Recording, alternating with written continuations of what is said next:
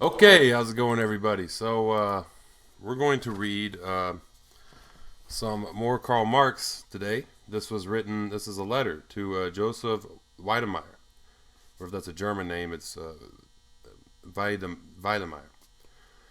This is called Social Classes in America. He sent it in 1852. He sent it from London on March 5th, 1852.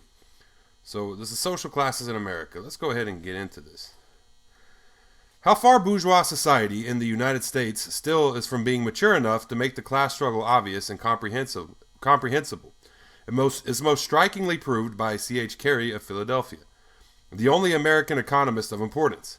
He attacks Ricardo, the most classic representative interpreter of the bourgeoisie and the most stoical adversary of the proletariat, as a man whose works are an arsenal for anarchists, socialists, and all the enemies of the bourgeois order of society.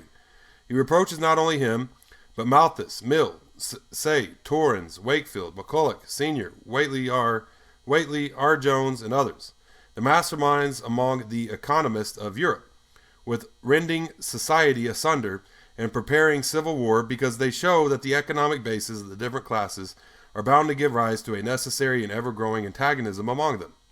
He tried to refute them, not indeed like the fatuous Heinzen, but by connecting the existence of classes with the existence of political privileges and monopolies, but by attempting to make out that economic conditions, rent, landed property, profit, capital, and wages, wage labor, instead of being conditions of struggle and antagonism, are rather conditions of association and harmony.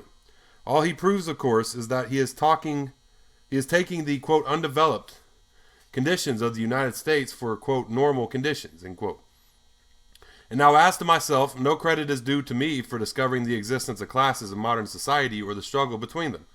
Long before me, bourgeois historians had described the historical development of this class struggle, and bourgeois economists the economic anatomy of the classes. What I did that was new was to prove, 1, that the existence of classes is only bound up with particular historical phases in the development of production, 2, that the class struggle necessarily leads to the dictatorship of the proletariat, 3, that this dictatorship itself constitutes only the transition to the abolition of all classes and to a classless society. Ignorant louts like Heinzen, who deny not merely the class struggle, but even the existence of classes, only prove that, despite all their blood-curdling yelps and the humanitarian airs they give themselves, they regard the social conditions under which the bourgeoisie rules as the final product, the non plus ultra of history, and that they are only the servitors of the bourgeoisie.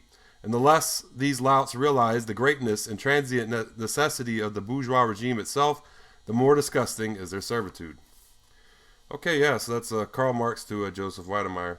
That's Social Classes in America. Well, thank y'all for, tuning in. It's kind of interesting him saying what he did was new. I haven't seen Marx necessarily acknowledge himself like that. I mean, I've seen him quote his own self and also just different things he says, but this is why he talked about what he did that was new. He acknowledges what he did there was new. That's kind of interesting, I've never seen him acknowledge. It's always just been his writings and him talk about what he said, maybe in response to a critic. But I've never seen him say, "This is what I did that was new," and him acknowledge that. I've only heard other people do that, like Frederick Engels, talk about Marx that way. So, well, thank y'all for tuning in. Yeah, Facebook, Twitter, Medium, Tumblr, all of these Marxists.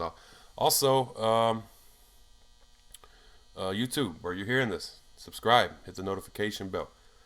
That's obviously Marxist. So, thank y'all for tuning in. Y'all have a great day, and Dodata Goi.